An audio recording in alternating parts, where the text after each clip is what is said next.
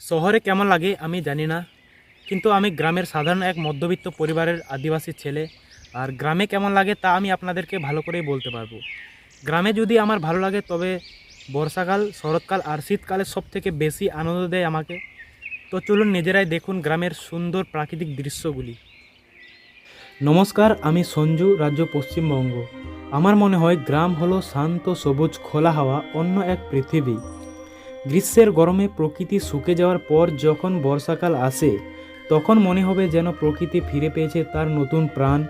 আর বৃষ্টির সময় মনে হবে যেন বাজছে রিমঝিম শব্দে বৃষ্টির নূপুর। এই সময় গাছে গাছে গজায় নতুন পাতা আর ফুল, যেমন মালতীলতা, জুঁই, কেয়া, রজনীগন্ধা, বেলি, কামিনী, দোপাটি, বিভিন্ন ধরনের জবা, গাঁদা আর আমার জনপ্রিয় কদম ফুল। আর এই সবুজ প্রকৃতি দেখতে সবারই ভালো লাগে। আর শীতকাল আমার এই জন্য মজাদার লাগে কারণ গ্রীষ্মকালে গরম থেকে বাঁচার জন্য সব সময় ছায়ায় বসে থাকতে বা পাখা নিয়ে ঘুরে বেড়াতে তো আমরা পারি না, কিন্তু শীতকালে ঠান্ডা থেকে বাঁচার জন্য আমরা গরম এবং আরামদায়ক পোশাক, চাদর আর সতেজ পানীয় ব্যবহার করতে পারি। তাছাড়া শীতকালের সকাল সন্ধ্যা দেখতে বেশ লাগে। সকালে চারিদিকে কুয়াশা, শিশিরে ভেজা ঘাস, আর কেউ কেউ ঠান্ডায় আগুন জ্বালিয়ে একত্রিত হয়ে সেঁকাচ্ছে হাত পা। আর পুকুর বা নদীর ধারে কোনো খুঁটির উপর বসে আছে সুন্দর রঙিন মাছরাঙা। আর রাতে একদল শেয়ালের ডাক।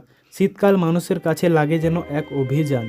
বসন্তকাল ঋতুর রাজা হলেও আমার কিন্তু গ্রামের রানীকেই পছন্দ, মানে শরৎকালকে। শরৎকালে তাপমাত্রা বেশ কম থাকে, পরিষ্কার নীল আকাশ, আর আকাশের গায়ে গায়ে ঢেউ খেলানো সাদা মেঘ। নদীর তীরে বা বনের প্রান্তে প্রচুর কাশফুল, আর দেখা যায় শরৎখঞ্জন পাখি। শরতের এই সময় মানুষকে নানা উৎসবে আনন্দে ভরিয়ে রাখে, যেমন দুর্গাপূজা, লক্ষ্মী পূজা, কালী পূজা আর ভাইফোঁটা আরও অনেক। আর এখানকার মানুষেরা সাধারণত কৃষিকাজ, কৃষিভিত্তিক বিভিন্ন ছোটোখাটো কাজের মাধ্যমে খুব সাধারণভাবে জীবনযাপন করে। কিন্তু দুঃখের বিষয় হলো এই সব সুন্দর প্রাকৃতিক দৃশ্য এখন সমাপ্তির পথে।